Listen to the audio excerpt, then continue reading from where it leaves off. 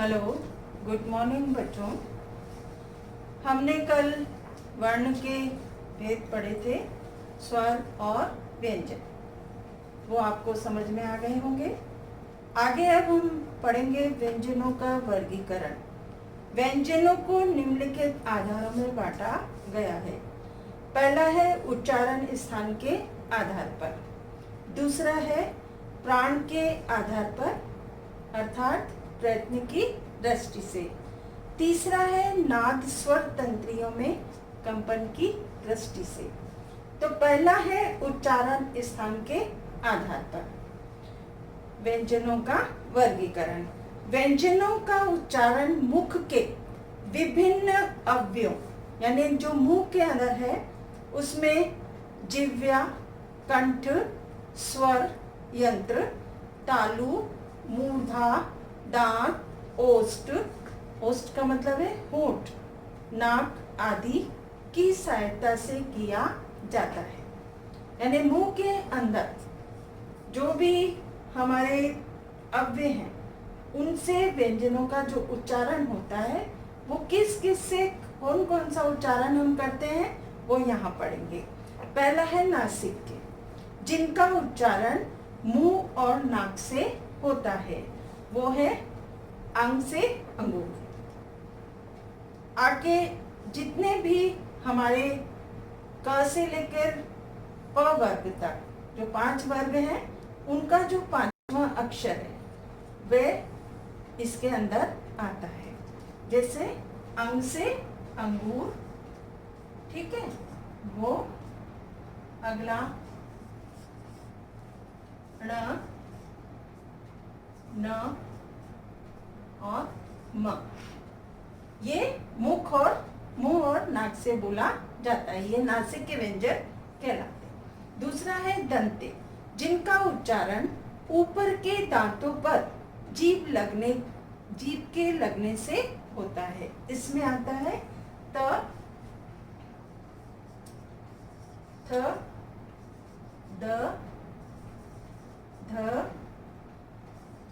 ल और स।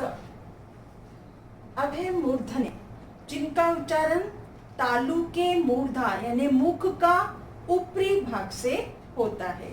इसमें री से ऋषि, ट, ठ,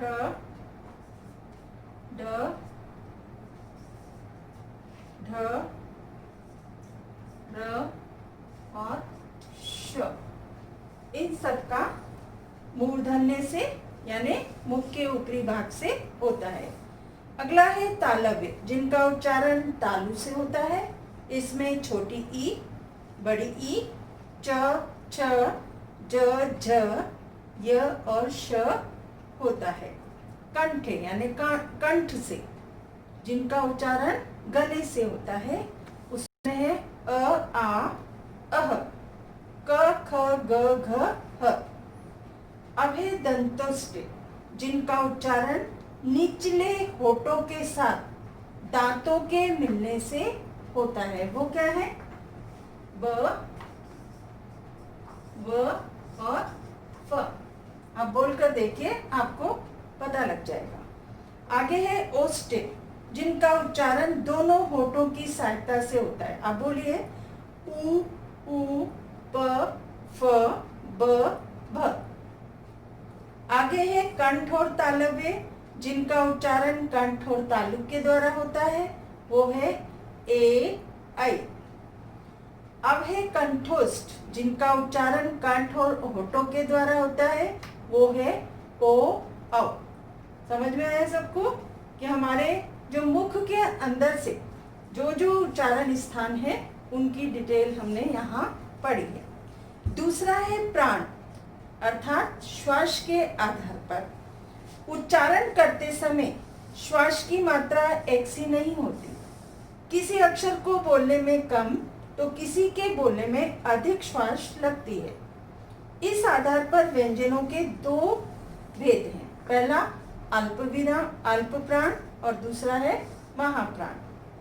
अल्प प्राण में जिन ध्वनियों के उच्चारण में वायु की मात्रा कम का कम प्रयोग होता है वे अल्प प्राण व्यंजन कहलाते हैं। इसमें क, ग और न, क, ग और न, इसमें पहले प्रत्येक इसके अंदर होगा क, ग, न, च, ज, न, ट, ड, न, त, द, न, प, ब, म, य, र, ल, व।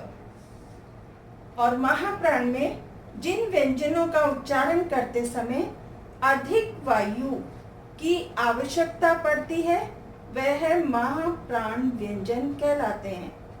यानी जो वर्ग, जो कि सारे वर्ग हैं उसका पहला, तीसरा और पांचवा वर्ण है अल्प प्राण में, और महाप्राण में दूसरा और चौथा व्यंजन। समझ में आया? आगे है नास स्वर तंत्रियों में कंपन की दृष्टि से वर्णों के भेद। उच्चारण के समय स्वर तंत्रियों में कंपन के आधार पर हिंदी वर्णमाला के दो वर्ग बनते हैं। पहला सघोष, दूसरा अघोष। जिन ध्वनियों के उच्चारण में स्वर यंत्रियों में कंपन होता है उन्हें घोष अर्थात सघोष कहते हैं।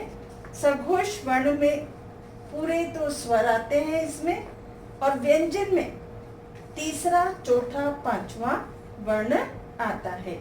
उसके अलावा य, र, ल, व अर्थात अंतस्थ व्यंजन। अघोष में जिन ध्वनियों के उच्चारण में स्वर तंत्रियों में कंपन नहीं होता उन्हें अघोष कहते हैं। अघोष वर्ण है स्पर्श व्यंजनों के प्रत्येक वर्ग का पहला, दूसरा और ऊक्ष्म व्यंजन इसमें आते हैं, और सभी स्वर, ठीक है, सभी स्वर नहीं आते, पहला दूसरा व्यंजन आता है और ऊक्ष्म व्यंजन आते हैं। आज हम इतना ही पढ़ेंगे, आगे कल पढ़ेंगे।